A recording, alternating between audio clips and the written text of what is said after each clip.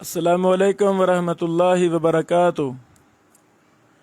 कराची उलमा मुहद्दिसीन शयूख का शहर है, अल्लाह इसे सलामत रखे।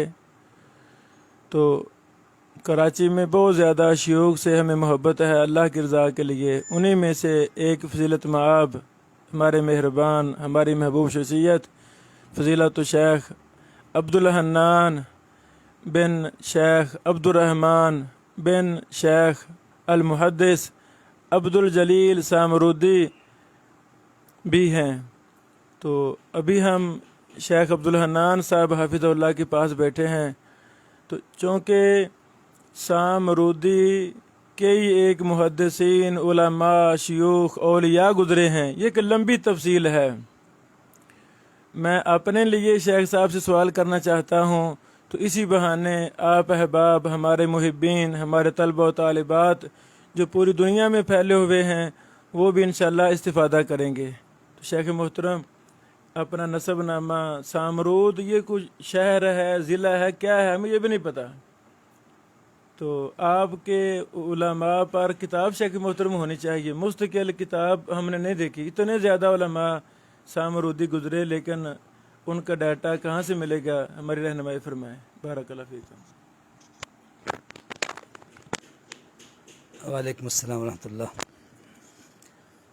शेख मोहतरम से मुलाकात करके बड़ी ख़ुशी हुई कि उलमा और मशाइख की तारीख़ और उनसे बड़ी ख़ास उनसियत रखते हैं। सामरोद हमारा आबाई इलाक़ा है जो कि इंडिया गुजरात ज़िला सूरत में एक छोटा सा गांव है सामरोद। यानी इतना मुख्तसर सा है और है वो जज़ीरा नुमा कि जब कभी बारिश होती है, सैलाब आता है तो चारों तरफ पानी होता है और बीच में हम लोग घिर जाते हैं। इस तरह का गांव है। बचपना मेरा सामरोद में ही गुज़रा और दादा मरहूम मुहद्दिस थे और अल्हम्दुलिल्लाह मैंने बचपन में उनको देखा। इब्तिदाई तालीम वाले साहब से हासिल की और फिर अल्हम्दुलिल्लाह कुछ किताबें वहाँ पढ़ के जामिया सलफ़िया बनारस और दिल्ली में मौलाना अब्दुल समद रहमानी हुआ करते थे, मदरसा सुबुल सलाम के नाम से दिल्ली फाटक हबशखा में, और फिर बाकी तालीम की तकमील हुई जामिया सत्तारिया में। और अल्हम्दुलिल्लाह जो हमारा इलाक़ा सामरोद है उस निस्बत से चूँकि दादा मरहूम मौलाना अब्दुल जलील सामरोदी मरहूम बहुत ज़्यादा मशहूर थे, उसी निस्बत से वालिद साहब और हम लोग सब सामरोदी कहलाते हैं। और ये सामरोद एक आबाई निस्बत है, उस वजह से सामरोदी कहलाते हैं। शेख मोहतरम, आपके ख़ानदान में दादाजी के कितने बेटे थे? क्या वो सारे उलमा थे? और दादाजी से पहले परदादाजी शकर दादा, क्या वो भी उलमा थे? जज़ाकल्लाह शेख। वो वाकई अल्हम्दुलिल्लाह अल्लाह पाक का बड़ा एहसान है कि दादा मरहूम के वालिद, उनके वालिद यानी दादा परदादा सब उलमा रहे हैं अल्हम्दुलिल्लाह। हमारे दादा के जो दादा थे मोहम्मद बिन हाशिम के नाम से बहुत मशहूर गुज़रे हैं, वो भी बहुत बड़े आलिम और मुहद्दिस थे और उनके वालिद ग़ालिबन बरेलवियों से अहले हदीस हुए थे। उसके बाद तो फिर अल्हम्दुलिल्लाह तसलसल से उलमा रहे हैं। वालिद मोहतरम दादा की 3 औलाद में से सबसे छोटे बेटे थे मौलाना अब्दुल रहमान और सबसे बड़े बेटे थे मौलाना अब्दुल बर। वही सामरोद में दादा मरहूम की ज़िंदगी में भी एक मस्जिद में इमाम भी थे और ख़तीब भी रहे। और दूसरे नंबर के जो हमारे ताया थे मौलाना अब्दुल समद, वो लंदन बरतानिया चले गए थे, वहीं दावत व तबलीग की फ़राइज़ अंजाम देते रहे अल्हम्दुलिल्लाह। अब तो तीनों इंतकाल कर गए। दादा मरहूम के वालिद मोहतरम का इंतकाल 2008 में हुआ, उससे पहले ताया दोनों इंतकाल कर गए थे। वालिद मोहतरम ने अल्हम्दुलिल्लाह बचपन से ही हमें पढ़ने के लिए अपने घर से दूर भेजा और दादा ही के शागिर्द के पास हम कई साल रहे और उसके बाद फिर मुख्तलिफ़ मराहिल में। उसके बाद अल्लाह का शुक्र है कि हमारे ख़ानदान में अब तो हमारे बड़े ताया के जो बेटे हैं मौलाना अली अहमद, अल्लाह ताला उनकी मग़फ़िरत फरमाए, अभी पिछले 2 महीने पहले उनका इंतकाल हो गया। उनके भी माशाल्लाह बेटे हैं, वो भी सब उलमा हैं अल्हम्दुलिल्लाह। और इसी तरीके से हमारे और जो रिश्तेदार हैं, कज़न हैं, वो भी अब तो सामरोद में जहाँ तक मेरा ख़्याल है तकरीबन 15-20 उलमा हैं जो नौजवान अब माशाल्लाह, जबकि बहुत छोटा सा गांव है اور الحمدللہ سب دین کا الحمدللہ کام کر رہے ہیں۔ علامہ احسان الہی ظہیر رحمۃ اللہ علیہ کے سانحے کے بعد ہمارے ایک چچا ہیں مولانا احمد، انہوں نے اپنی اولاد کے نام ہی اس پورے شہداء کے نام سے رکھے ہیں۔ بڑا بیٹا ہے ان کا نام احسان الہی، اور یوٹیوب وغیرہ پر ان کے ماشاءاللہ دروس وغیرہ بڑے معروف ہیں، احسان الہی بن علی احمد سامرودی۔ پھر دوسرے بیٹے کا نام رکھا ہے انہوں نے ماشاءاللہ حبیب الرحمن، علامہ حبیب الرحمن یزدانی کے نام سے۔ تیسرا بیٹا اس کا نام رکھا عبد الخالق، علامہ عبد الخالق قدوسی رحمہ اللہ کی نسبت سے۔ اسی طریقے سے اور بھی ماشاءاللہ جو ہے سامرود میں علماء ہیں بہت، لیکن بس میں چونکہ تعلیم کے لیے دہلی آیا تھا، دہلی سے پھر یہاں کراچی آیا، اور اس کے بعد پھر یہیں پہ درس و تدریس کی وجہ سے میں تنہا یہاں رک گیا، جبکہ میرے خاندان کے زیادہ تر لوگ جو ہے وہ افریقہ میں، لندن میں اور امریکہ وغیرہ میں ہیں۔ خود میرے گھر کے افراد بھی سب تقریباً باہر ہی ہیں، لیکن بس الحمدللہ یہ دین علماء کی محبت اور دین کے ساتھ وابستگی ہے کہ الحمدللہ یہاں پر اللہ تعالیٰ نے مجھے خدمت دین کے لیے موقع عطا فرمایا، اور میں الحمدللہ یہاں کراچی میں درس و تدریس سے وابستہ ہوں الحمدللہ۔ شیخ محترم، سنا ہے کہ سامرود دیہات کے ارد گرد دیوبند کے بھی ادارے تھے، دادا جی رحمہ اللہ وہاں جا کے مناظرے کرتے تھے، کتابیں لے کر جاتے۔ کوئی تفصیل ہمیں بتائیں کہ دادا جی نے اپنے علاقہ میں دعوت و تبلیغ مناظروں کا کام کس طرح کیا؟ واقعی سامرود جو ہے وہ ایک بہت چھوٹا سا گاؤں ہے، اور اطراف میں کچھ گاؤں ہیں مسلمانوں کے، باقی سب ہندوؤں کے گاؤں ہیں۔ لیکن ہمارے سامرود سے متصل تھوڑے سے چند میل کے فاصلے پر ایک دیوبندیوں کا بہت بڑا ادارہ ہے، دارالمدرسہ ڈابھیل کے نام سے، جامعہ تعلیم القرآن ڈابھیل کے نام سے۔ یہ دارالعلوم دیوبند سے جب علامہ انور شاہ کاشمیری اور شبیر احمد عثمانی وغیرہ کا وہاں سے علیحدہ ہوئے، کچھ اختلافات ہوئے، تو انہوں نے اس کے بعد یہاں پر ایک دارالعلوم قائم کیا جو کہ ہمارے سامرود سے قریب تر ہے، اور اس علاقے کا نام ہے ڈابھیل سملک کے نام سے۔ بیچ میں ایک دریا ہے اور اس پار یہ دوسرا علاقہ ہے۔ تو وہاں پر جو ہے الحمدللہ دادا مرحوم کے کئی مناظرے ہوئے۔ ہوا یہ تھا کہ جب دیوبندیوں کی طرف سے اہل حدیث پر اور حدیث پر کوئی بھی تنقید ہوتی ہے، اعتراض ہوتا، اور وہ اہل حدیثوں کو بدنام کرتے، تو دادا مرحوم الحمدللہ عربی میں، اردو میں، گجراتی میں مختلف اشتہارات، مفلٹ کتابچے، کتابیں، 50 سے زائد چھوٹی بڑی کتابیں بھی ماشاءاللہ ان کی جو مطبوعہ ہیں، اور غیر مطبوعہ قلمی نسخے بہت سارے ہیں۔ تو ایک دفعہ ایسا ہی ہوا کہ جامعہ تعلیم الاسلام اس طرح کے ڈابھیل کا جو بڑا ادارہ ہے، وہاں پر کسی عالم کو انہوں نے بلایا تھا جو کہ دہلی یا یو پی سے کہیں سے آئے تھے، اور وہ مسلسل ایک ہفتے تک روز یہ چیلنج کرتے رہے کہ اہل حدیثوں میں بہت سارے مسائل ہیں، اس کا کوئی ثبوت حدیث میں نہیں ہے۔ پھر انہوں نے ایک مسئلہ چھیڑ دیا کہ جی نماز جنازے میں سورۃ الفاتحہ پڑھتے ہیں، اس کا کوئی ثبوت نہیں ہے، اور وہ بآواز بلند پڑھتے ہیں، جہر سے تو ہے ہی نہیں، اور اس طریقے سے اہل حدیثوں کے بہت سے مسائل پر، اور وہ صاحب دعویٰ کر رہے تھے کہ میں 50 سال سے حدیثیں پڑھاتا ہوں۔ دادا مرحوم چونکہ الحمدللہ حکیم بھی تھے، اور حکمت میں اللہ تعالیٰ نے بڑی مہارت عطا فرمائی تھی ماشاءاللہ، تو وہ مختلف دوائیوں کا خود ہی نسخہ وغیرہ بھی لوگوں کو دیتے تھے۔ تو انہوں نے کوئی ایسا نسخہ جو ہے وہ آزمانے کے لیے استعمال کیا جس سے ان کے بال جھڑ گئے تھے۔ تو اب بالکل داڑھی نہیں تھی، ہم نے جب بچپن میں دیکھا ہے، دادا مرحوم کے آخر عمر کا دور تھا، تو جب وہ ڈابھیل مدرسے میں گئے ہیں تو کوئی پہچانتا ہی نہیں تھا کہ یہ عالم ہوں گے، داڑھی بھی نہیں ہے، بالکل سیدھے سادے تھے۔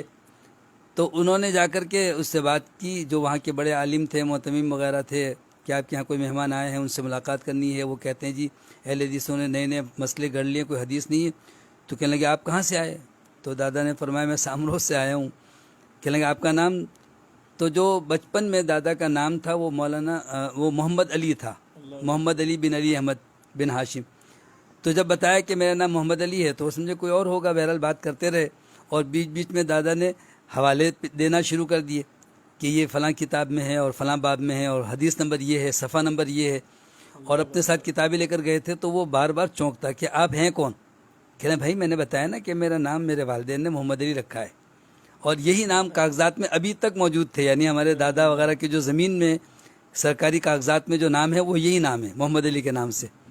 یہ تو جب دہلی پڑھنے کے لیے گئے تھے تو مولانا عبد الوہاب رحمۃ اللہ علیہ جو جماعت غربا کے بانی اور مولانا سید نذیر حسین کے شاگرد خاص تھے، انہوں نے نام رکھا تھا عبد الجلیل کے نام سے، تو اب اسی نام سے معروف ہوئے۔ تو جب انہیں پتہ چلا تو جو ساتھ میں گئے تھے ہمارے دادا کے ساتھ، ان کو انہوں نے ڈانٹ ڈپٹ کی اور کہا کہ تم نے بتایا نہیں، مولانا کی شان میں گستاخی ہو گئی اور یہ ایسے ہی بیٹھے ہوئے۔ انہوں نے کہا کہ نہیں حضرت، یہ چھوڑیں، تو ہم جو ہے احترام اور تکریم اپنی جگہ، ہم تو جو ہے ایک مسئلے کے لیے آئے ہیں کہ آپ نے کہا کوئی حدیث نہیں ہے، تو میں نے حوالے تو آپ کو دیے، میں چاہتا ہوں کہ ذرا لوگ بیٹھ جائیں اور سب کے سامنے بات ہونی چاہیے۔ تو بہرحال جامع مسجد بڑی سی بھر گئی اور ان کے بہت سارے طلباء، اساتذہ اور عوام الناس بھی، اور وہ جس مولانا نے چیلنج کیا تھا ان کو بلایا گیا کہ بھئی یہ مولانا آئے ہیں، تو انہوں نے کہا کہ جی میں آج پھر کہتا ہوں وہ حدیث نہیں ہے، حدیث نہیں ہے۔ تو دادا نے اپنی کتاب نکال لی، صفحہ نکالا اور کہا کہ یہ پڑھ لیں۔ انہوں نے اسی طریقے سے اس میں جو ہے ہیرا پھیری شروع کی، کچھ اوپر سے ایک دو حدیثیں پڑھی، درمیان میں جو اصل حدیث تھی چھوڑ دی، نیچے کی ایک دو حدیث پڑھی اور کہا کہ اس سے مسئلہ ثابت ہی نہیں ہوتا، حدیث تو ہے ہی نہیں۔ دادا مرحوم نے پھر اس کتاب پر، چونکہ اپنی کتاب تھی، قلم نکالا اور نشان لگا دیا، خط کھینچ کے کہا کہ یہ جو میں نے نشان لگایا یہ پڑھ کر بتاؤ کہ حدیث صحیح ہے کہ نہیں ہے۔ اب وہ مجبور ہوا، اس نے کہا کہ ہاں حدیث تو صحیح ہے، لیکن انہوں نے کہا لیکن میں کہ نہیں، بس حدیث بتاؤ، کہ ہاں حدیث تو ہے اور صحیح ہے۔ تو سارے لوگ اس قدر ناراض ہوئے کہ ایک ہفتے سے تم جو ہے نا چیخ رہے تھے کہ کوئی حدیث نہیں ہے، اب کہتے ہو حدیث تو ہے۔ بڑی خفگی ہوئی۔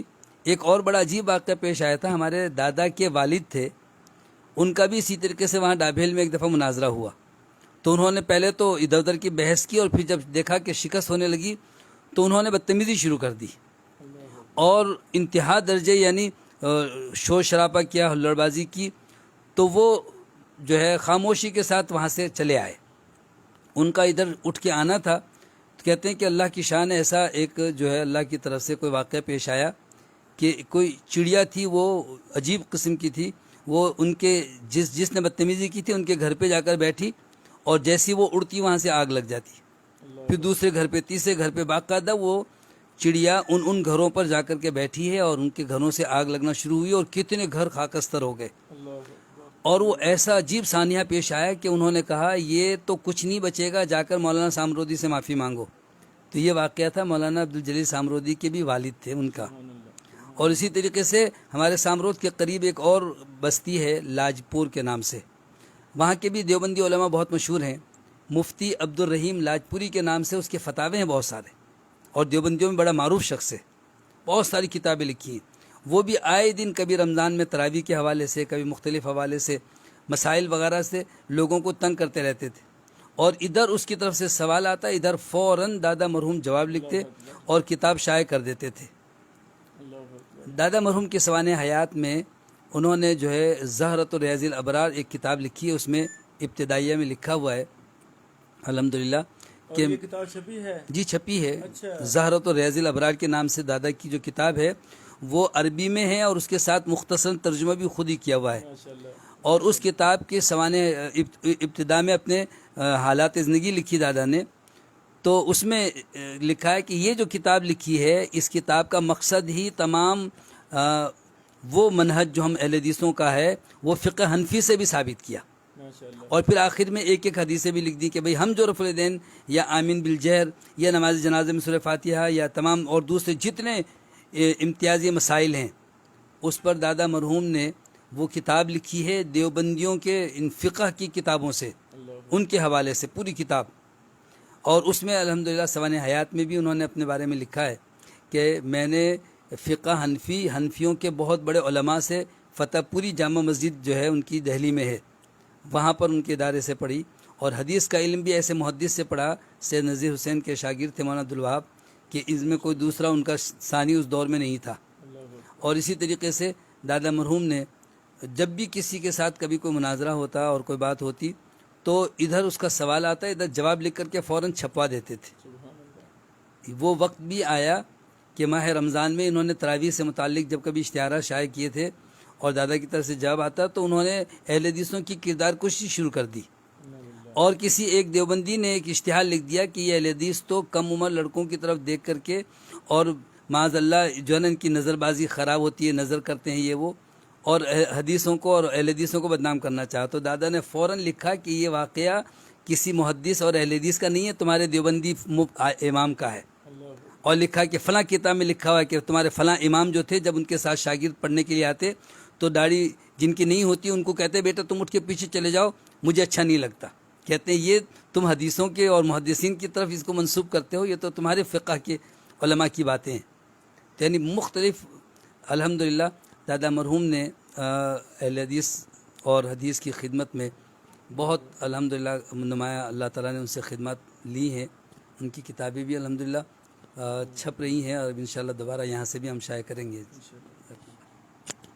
جی شیخ محترم، آپ نے اپنی ہسٹری ہمیں بیان کر کے ہمارے ایمان میں قوت بخشی، اللہ تعالیٰ آپ کو سلامت رکھے، آپ کی خدمات قبول فرمائے، وہی مشن وہی منہج جو آپ کے دادا جی آپ کے والدین کریمین نے جاری کیا تھا، آپ اسی کے پاسبان ہیں، اللہ تعالیٰ آپ سے دین کا بہت زیادہ کام لے۔